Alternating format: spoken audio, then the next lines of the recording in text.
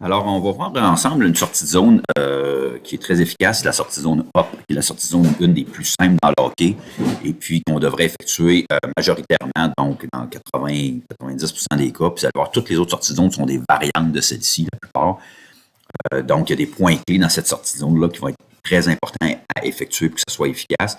Puis, techniquement, c'est une sortie de zone qui est simple. Donc, si on tombe en mode réflexe, en fin de partie, en fin de période, quand on est fatigué, notre cerveau ne veut pas penser. Fait que si on exécute par réflexe cette sortie de zone-là, on ne se met pas dans le tour.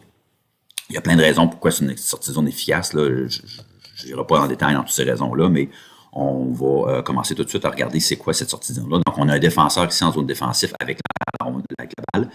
On a un deuxième ailier ici du côté rapproché, le côté fort qu'on va appeler, c'est le côté rapproché, et le côté éloigné de la balle, c'est le deuxième ailier ici. Et on a des couvreurs en défensive, donc techniquement, chaque joueur devrait être couvert par son homme. Alors, on va commencer. Pour commencer, donc une passe rapide du défenseur sur l'ailier rapproché. Et l'ailier rapproché, dans ce cas-là, doit, avec ses pieds, effectuer quelques enjambées pour venir à la rencontre de la balle. C'est un des points clés. Lorsque ça s'est effectué, lorsque la passe part, l'ailier éloigné, lorsqu'il voit ça, c'est très important, doit effectuer une explosion. L'explosion peut s'effectuer en arrière du défenseur ou en avant du défenseur. La deuxième étape, lors de la réception de la passe, est une étape très importante, c'est que l'ailier rapproché qui a fait la réception de la passe devra, avec son corps, amorcer un mouvement ici, dans cette direction-là, et ensuite, pour effectuer la passe en diagonale, le cas échéant. Donc, ça, c'est la première étape de la sortie de zone. Et si tout va bien, bon, on a déjà une échappée puis une chance de marquer. La suite de cette sortie de zone-là, si ça ne fonctionne pas, et c'est pour ça que c'est très important que notre ailier rapproché commence à effectuer avec son corps le déplacement de cette direction-là, c'est que s'il n'y a pas d'option de passe parce que le joueur qui a explosé s'est fait couvrir, eh bien, on aura un déplacement continu de cette direction-là pour exploiter la zone du centre qui va être maintenant libre. Okay? Et là, le jeu va se développer. Éventuellement, l'autre ailier ici peut soit s'en aller dans le coin, soit par en avant ou par l'autre côté. Et là, lui va prendre l'autre place, puis on va avoir un jeu qui va se développer et un défenseur qui va rentrer dans le jeu. Donc, c'est pour ça qu'ici, le petit mouvement ici est important. Donc, si on revient...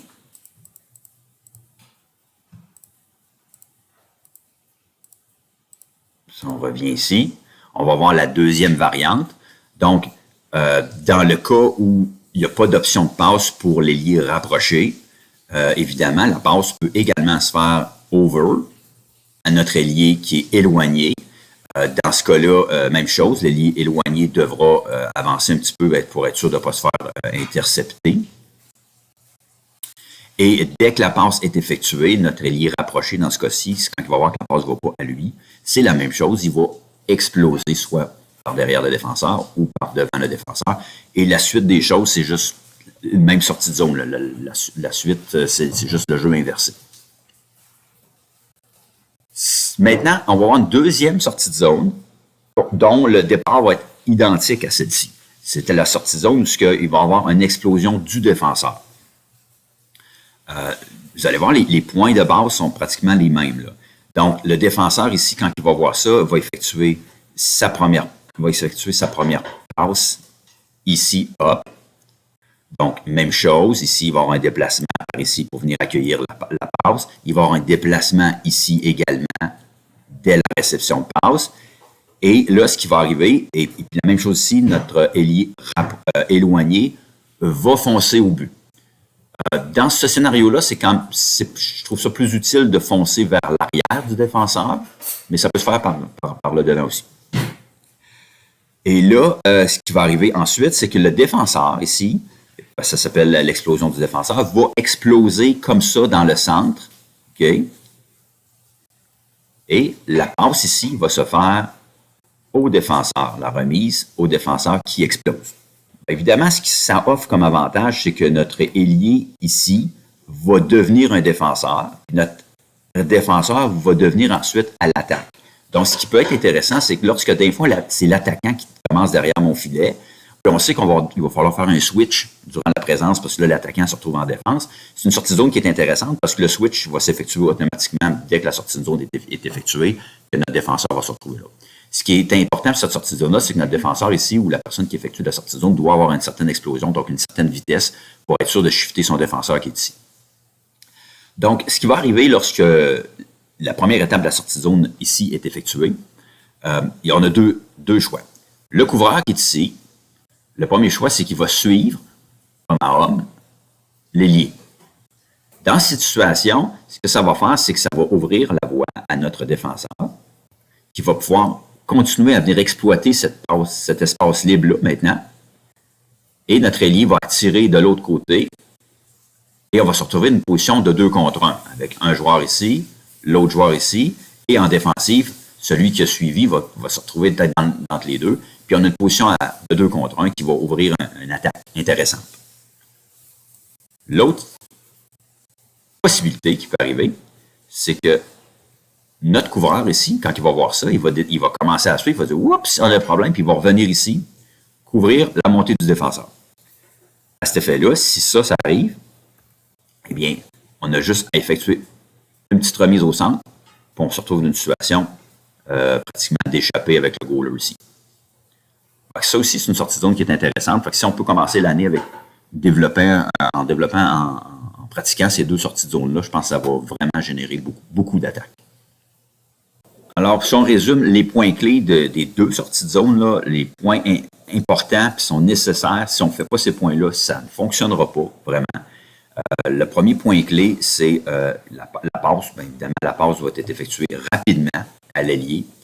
Je te dirais, avant ça, les points clés, c'est que nos ailiers doivent se retrouver chacun collés le long de la bande. Souvent, on a des ailiers au centre. Ici, dans cette zone-là, ça ne fait pas des belles sorties de zone. Les ailiers, dès qu'on prend possession de la balle, très rapidement, on doit aller à nos positions sur le long des bandes de chaque côté. Et ça, c'est très important, essentiel.